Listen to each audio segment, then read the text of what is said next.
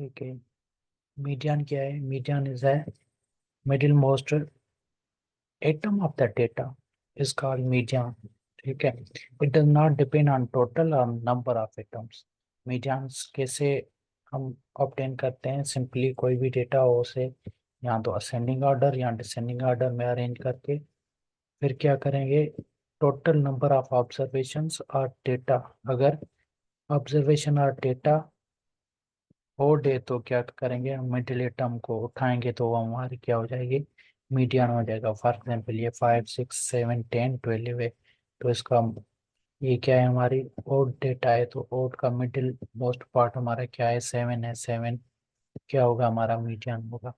अगर इवन है for example 2 6 8 10 12 14 16 18, तो इनके ये इवन है, इवन के सेंट्रल दो को हम क्या करेंगे, इनका हम एवरेज निकालेंगे। ठीक है, एवरेज 10 और 12 का कैसे निकालेंगे, दोनों को ऐड करके डिवाइडेड बाय 2 करेंगे तो कितना हमारा निकलेगा 11 निकलेगा।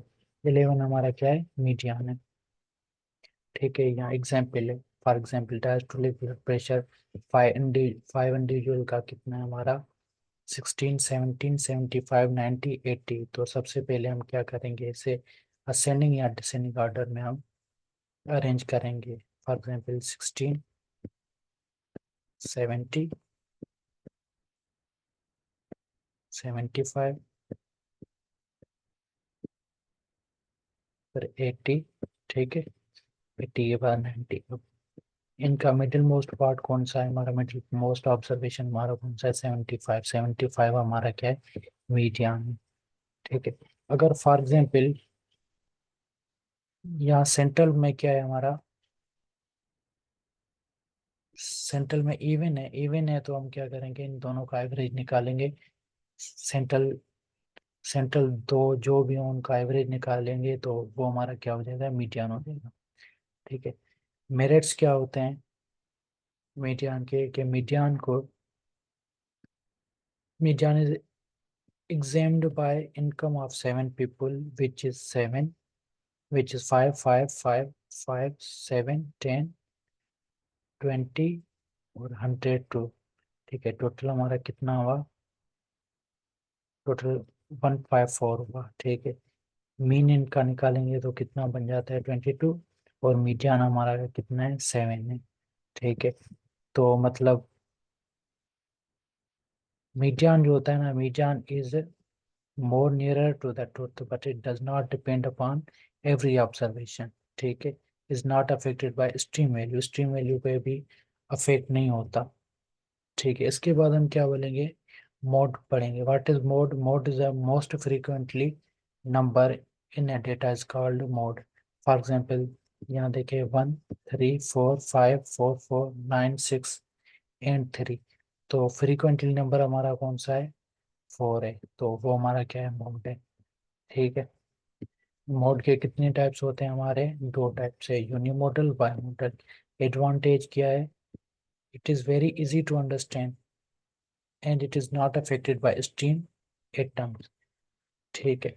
और डिसएडवांटेज क्या है, एग्जैक्टली लोकेशन जो होती है ना वो अनसर्टेन होती है और क्लियरली डिफाइन नहीं होता। ठीक है। अगर स्मॉल नंबर ऑफ केसेस हो तो वहाँ हमें मोड बिल्कुल भी नहीं मिल सकता। ठीक है, इसके बाद हम क्या पढ़ेंगे, हम मेजर्स ऑफ डिस्पर्शन पढ़ेंगे। पहले हमने क्या पढ़े थे, मेजर्स ऑफ सेंट्रल टेंडेंसी, अब पढ़ेंगे मेजर्स ऑफ डिस्पर्शन या फिर मेजर्स ऑफ वेरिएशन पढ़ेंगे। ठीक है।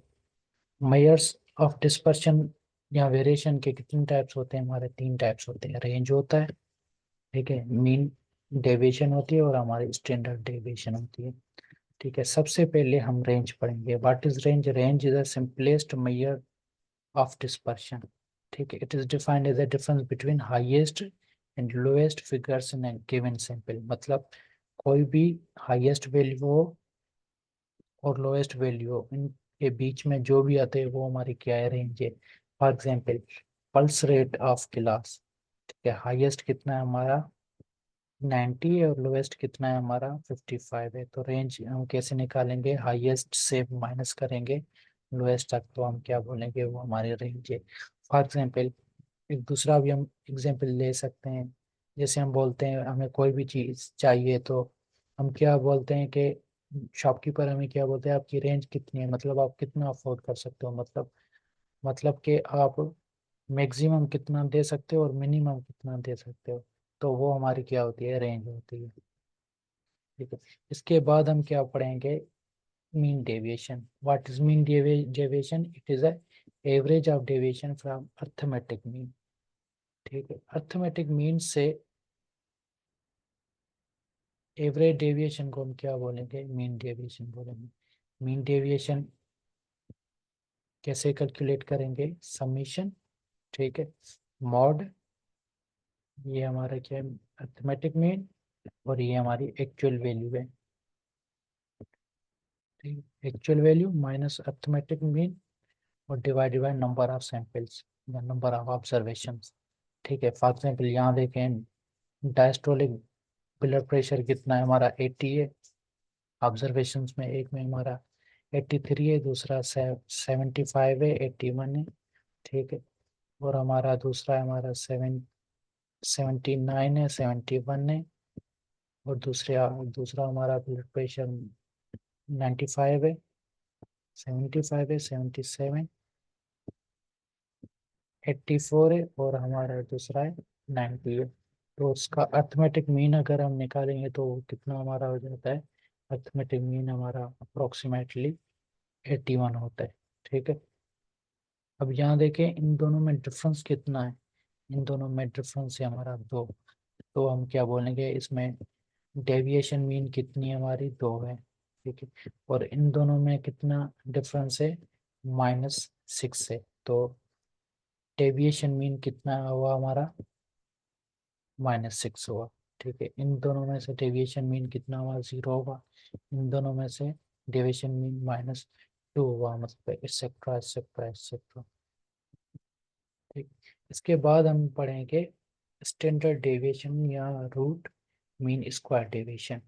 ठीक है, इसे कैसे डिफाइन करेंगे, सिंपल है, जो यहाँ फार्मूला देख रहे हैं उसमें से ही हम डिफाइन करेंगे। What is standard deviation? It is a positive square root of arithmetic mean of square deviation from mean distribution. ठीक है, व्हाट इज दिस, देखो यहाँ कुछ भी नहीं है तो पॉजिटिव पढ़ेंगे। ठीक है, और पॉजिटिव के बाद इसे क्या बोलेंगे, हम स्क्वायर रूट बोलेंगे। स्क्वायर रूट किसका बोलेंगे, it is a positive square root of arithmetic arithmetic mean of square deviation from the mean deviation. ठीक है, ये अर्थमेटिक मीन है, ये क्या है हमारा, दिस इज अ डेविएशन। ठीक है, it is a difference between, मतलब simply it is a positive square of arithmetic mean of square deviation from the mean of distribution. ठीक है, डिवाइडेड बाय एन। ठीक है, इसे कैसे डिनोट किया जाता है, सिग्मा के थ्रू, और सिग्मा की सैम्पल हमारी कौन सी है, एस है सिग्मा। ठीक है, it is the most frequently used measures of deviation. ठीक है, और इसे हम क्या बोलेंगे, रूट मीन स्क्वायर डेविएशन भी बोलते हैं। अगर सैंपल की साइज 30 से ऊपर है तो हम ये फार्मूला यूज करेंगे। ठीक है, अगर कम है तो क्या करेंगे, हम ये सिंपली यूज करेंगे। इसमें -1, n-1 नंबर ऑफ ऑब्जर्वेशंस -1 देंगे अगर 30 से कम है। ठीक है, अगर स्मॉलर सैंपल होंगे तो फार्मूला स्टैंडर्ड डेविएशन का ये होगा। ठीक है, सिंपली क्या है, डिनोमिनेटर में हम क्या लिखेंगे, n-1 लिखेंगे। ठीक है, अगर सैंपल कितना हो, 30 से कम हो।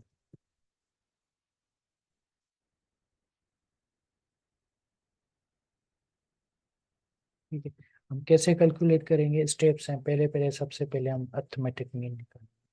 ठीक है, अर्थमेटिक मीन हमारा क्या होता है, एक्स बार, ये अर्थमेटिक मीन्स मीन निकालेंगे। उसके बाद हम क्या करेंगे, माइनस करेंगे, अर्थमेटिक मीन को माइनस करेंगे एक्चुअल वैल्यू से। ठीक है, एक्चुअल वैल्यू के बाद हम क्या करेंगे, इन दोनों का क्या बनाएंगे, स्क्वायर बनाएंगे। स्क्वायर बनाने के बाद हम क्या करेंगे, ऐड करेंगे होल स्क्वायर डेविएशन ऐड करेंगे, फिर हम नंबर ऑफ ऑब्जर्वेशन से डिवाइड करेंगे। ठीक है, इसके बाद हमारा क्या है, coefficient of variation. What is coefficient of variation? Standard deviation expressed as a percentage of mean, तो उसे हम क्या बोलेंगे, कोफिशिएंट ऑफ वेरिएशन। ठीक है, स्टैंडर्ड डेविएशन को अगर हम परसेंट मीन के परसेंटेज में एक्सप्रेस करते हैं तो उसे हम क्या बोलेंगे, कोफिशिएंट ऑफ वेरिएशन बोलेंगे। और it is used to compare to quantities respectable of units, मतलब दो क्वांटिटीज को हम क्या करेंगे, कंपेयर करेंगे without any considering their units. ठीक है, coefficient of variation is equal to standard deviation divided by mean multiply by 100। उसके बाद क्या है हमारा G square test. G square test क्या होती है, ये हमें दो प्रोपोर्शन के डिफरेंस में डिफरेंस बताती है। ठीक है, कोई भी दो हमारे प्रोपोर्शन होते हैं उनमें कोई भी डिफरेंस हो तो हम किस फार्मूले के थ्रू मालूम कर सकते हैं, जी स्क्वायर टेस्ट के थ्रू। ठीक है, इसका फार्मूला सिंपल है, it is used when two groups are to be compared. अगर दो ग्रुप्स हो उन्हें कंपेयर करना हो तो हम क्या करेंगे,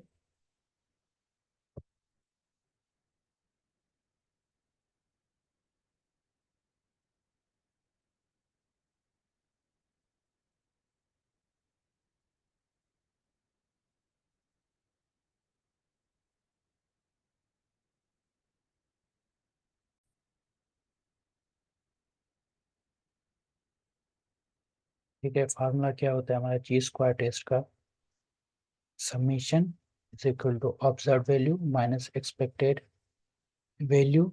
इन दोनों का हम क्या निकालेंगे, स्क्वायर निकालेंगे डिवाइडेड बाय एक्सपेक्टेड वैल्यू, तो हमें क्या मिलेगा, जी स्क्वायर टेस्ट मिलेगा का फार्मूला मिलेगा। या कोई भी हमें दो ग्रुप को कंपेयर करना हो तो हमें ये फार्मूला यूज कर सकते हैं। ठीक है, what is this, it is a summation of observe value minus expected value, इन दोनों का हम स्क्वायर निकालेंगे डिवाइडेड बाय एक्सपेक्टेड वैल्यू।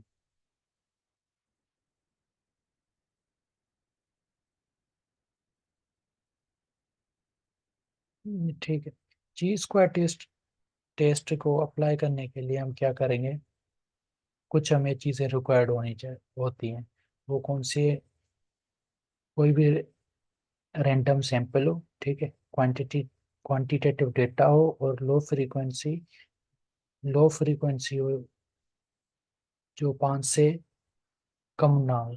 ठीक है, स्टेप्स कौन से होते हैं, 4 स्टेप्स होते हैं। सबसे पहले हम क्या करेंगे, नल हाइपोथेसिस को टेस्ट करेंगे, फिर हम क्या करेंगे, की स्क्वायर टेस्ट को अप्लाई करेंगे, फिर हम क्या फाइंड करेंगे, डिग्री ऑफ फ्रीडम, फिर हम प्रोबेबिलिटी टेबल में देखेंगे। ठीक है, there are 4 steps in the ली इन जी स्क्वायर टेस्ट। ठीक है, सबसे पहले हम क्या करेंगे, नल हाइपोथेसिस को टेस्ट करके फिर हम ली स्क्वायर टेस्ट को अप्लाई करेंगे, फिर हम डिग्री ऑफ फ्रीडम को फाइंड करेंगे, फिर प्रोबेबिलिटी टेबल में हम देखेंगे। ठीक है, उसके बाद हम students t test. Students t test is designed by the William Sealy. ठीक है, whose pen name is student, मतलब ये साइंटिस्ट है विलियम स्ले जिसकी पेन का नाम स्टूडेंट है। ठीक है, क्राइटेरिया क्या है, रैंडम सैम्पलिंग है, ठीक है, क्वांटिटेटिव डेटा हो और सैंपल 60 से कम हो और वेरिएबल नॉर्मली डिस्ट्रीब्यूटेड हो। ठीक है, फार्मूला हमारा कौन सा है, sample mean minus population mean divided by standard error. ठीक है, ये हमारा स्टूडेंट्स ट्री टेस्ट है।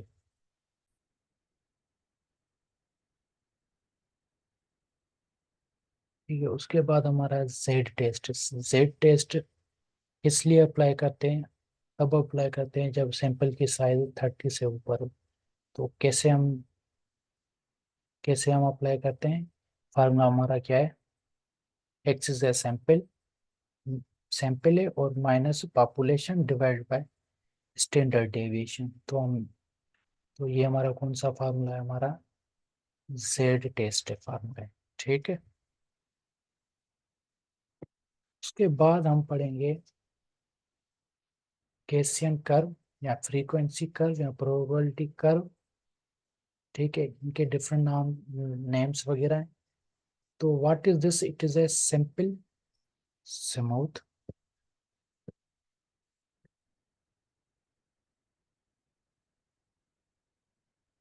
ठीक है।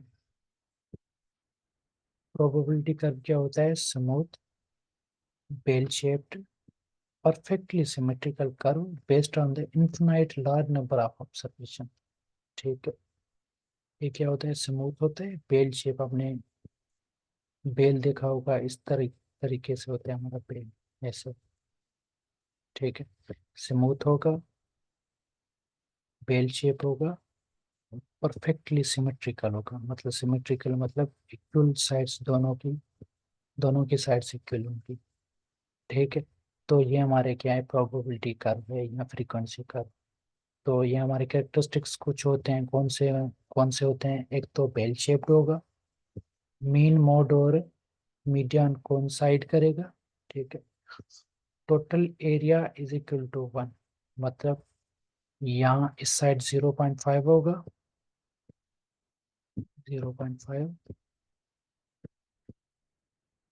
इस साइड भी क्या होगा? 0.5। ठीक है, और मीन क्या होगा? 0 होगा, standard deviation always equal to 1, और कर्व बेस लाइन को टच नहीं करेगा। ठीक, और ये हमारा क्या होगा? यूनी मॉडल होगा, राइट एंड लेफ्ट हाफ से इक्वल होंगे। यहाँ देखें, राइट और लेफ्ट हाफ क्या है? इक्वल। और ये हमारा क्या है? थ्योरेटिकली प्रोबेबिलिटी कर्व होता है। ठीक है, यहाँ देख सकते हैं ये पेन शेप्ड है, लेफ्ट एंड राइट साइड्स क्या होती हैं? इक्वल होती हैं। ठीक है, और यहाँ हमारे मीड, मोड और मीडियन कोइंसाइड करते हैं। ठीक है, टोटल एरिया कितना होता है? 1 होता है, मतलब 0.5 इस साइड पे होगा, 0.5 इस साइड पे होगा। तो सम करेंगे, हमारा कितना हो जाएगा? 1 हो जाएगा। और स्टैंडर्ड डेविएशन कितनी होगी? 1 होगी, और कर्व कभी भी बेस लाइन को टच नहीं करेगा। यहाँ देखें, कर्व यहाँ देखो बेस लाइन को टच नहीं कर रहा। ठीक है, इसके बाद हम क्या पढ़ेंगे? Standard deviation. अगर स्टैंडर्ड डेविएशन 1 है, स्टैंडर्ड डेविएशन कितनी है? स्टैंडर्ड डेविएशन 1 है, तो एरिया कितना होगा हमारा? स्टैंडर्ड डेविएशन हमारी 1 है, तो एरिया हमारा, यहाँ देखो स्टैंडर्ड डेविएशन कितनी होगी? 0.5 यहाँ। ठीक है, स्टैंडर्ड डेविएशन में 0.5 यहाँ, तो हमारा कितना एरिया अफेक्टेड होगा? 68.26। ठीक है, अगर स्टैंडर्ड डेविएशन 2 है तो कितना एरिया होगा हमारा? 95.44%। ठीक है, अगर स्टैंडर्ड डेविएशन हमारी कितनी 3 है तो 99.73%। ठीक है, यहाँ देखें, स्टैंडर्ड डेविएशन 1 है तो 68.3% होगा। इसका मतलब क्या है? 68.3 पीपुल को हम स्टडी करेंगे। ठीक है, 100 में से। अगर स्टैंडर्ड डेविएशन 2 है तो हम कितने कितने पीपुल को स्टडी करेंगे? 95.4 को। ठीक है, अगर स्टैंडर्ड डेविएशन 3 है तो 99.7 पीपुल को हम कंसिडर करेंगे अंडर अंडर द स्टडी। ठीक है, उसके बाद हम क्या पढ़ेंगे? Symmetrical skewed distribution curve. इसमें क्या होता है? मीन, मीडियन एंड मोड जो है कोइंसाइड नहीं करता है। ठीक है, बाय मॉडल होता है और can touch to the base line. ठीक है, इसकी या तो लेफ्ट होगा या तो राइट होगा। यहाँ देख सकते हैं हमारा कहाँ जा रहा है? हमारा राइट की तरफ जा रहा है, और ये हमारा लेफ्ट की तरफ जा रहा है। यहाँ देखें मोड अलग है, सेपरेट है, मीडियन अलग है और मीन अलग है। ठीक है। अब प्रोबेबिलिटी क्या होता है? Probability is a simple chance of being happening of events. मतलब कोई भी इवेंट्स हो रहे हैं तो उसे हम क्या बोलेंगे? प्रोबेबिलिटी बोलेंगे। प्रोबेबिलिटी कितनी होती है? या तो जीरो होगी मतलब इम्पॉसिबल होगी, या तो मैक्सिमम वन। इन दोनों के बीच में हमारी प्रोबेबिलिटी होती है। ठीक है। फॉर एग्जांपल फॉर एग्जांपल मैं बोलता हूँ कि मेरे पास बॉल्स हैं। ठीक है। दो छोटे हैं और एक बड़े हैं। ठीक है। अब कोई भी मैं पिक करूंगा तो हमारे इन ब्लैक के ये जो बड़ा बॉल है उसके कितनी हमारे चांसेस है? टोटल कितने हमारे? 3 बॉल्स है। तो मैं कितने उठाऊंगा? ये कितने? 1 है, तो प्रोबेबिलिटी हमारी कितनी है? ऑलमोस्ट 1/3। ठीक है। 1/3 का मतलब क्या है?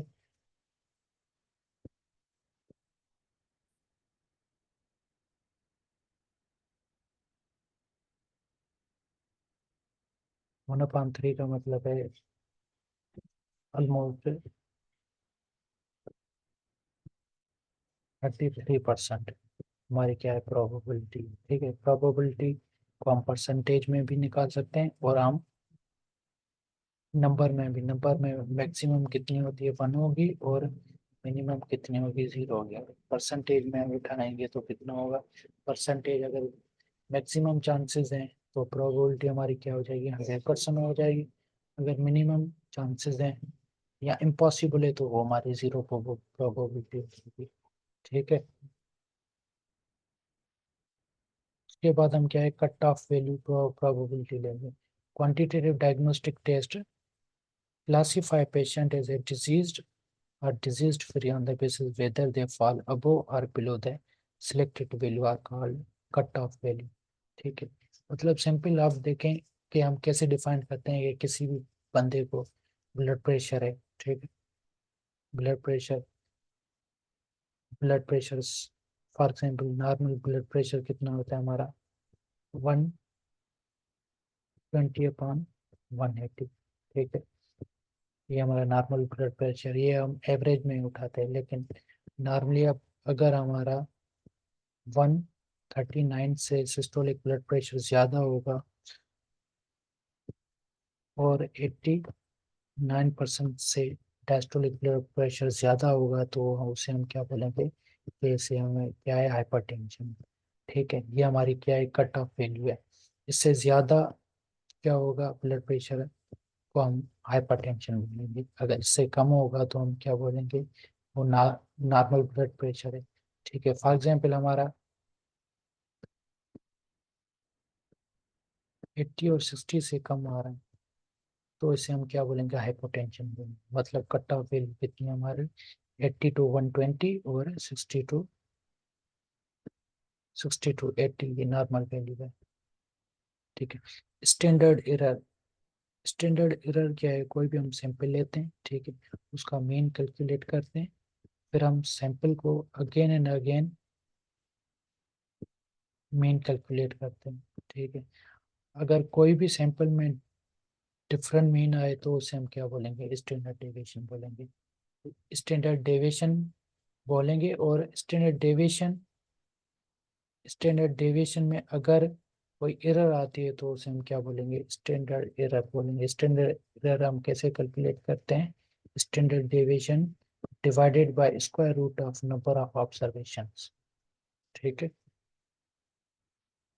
और आपको पता है स्टैंडर्ड डेविएशन को हम सिग्मा से डिनोट करते हैं, divided by number of observations of samples. ठीक है। उसके बाद हम क्या है? Hypothesis. What is hypothesis? Hypothesis हमारा कोई भी हम अजम्पशंस लगाते हैं। ठीक है। ऑन द मतलब स्टेट बेस्ड अपॉन अजम्पशन। तो वो सही भी हो सकती है, मतलब ट्रुथ भी हो सकती है, नहीं भी हो सकती है। तो उसे हम क्या बोलेंगे? हाइपोथेसिस बोलेंगे। ठीक है। हाइपोथेसिस में सबसे इम्पोर्टेंट हमारा है नल हाइपोथेसिस। नल हाइपोथेसिस में डिफरेंस कोई भी डिफरेंस नहीं होता। ठीक है, कोई भी हाइपोथेसिस जिसे हम टेस्ट करेंगे, टेस्ट करते हैं फॉर पॉसिबल रिजेक्शन, तो उसे हम क्या बोलेंगे, नल हाइपोथेसिस। नल हाइपोथेसिस का मतलब क्या है, कोई भी चीज को हम रिजेक्ट करना हो तो उसे हम टेस्ट करते हैं, तो उसे क्या बोलेंगे हम, नल हाइपोथेसिस बोलेंगे, या हम नलिफिकेशन बोलेंगे। ठीक है, नलिफिकेशन under the assumption that is truth. There's no difference between the effect of two vaccine.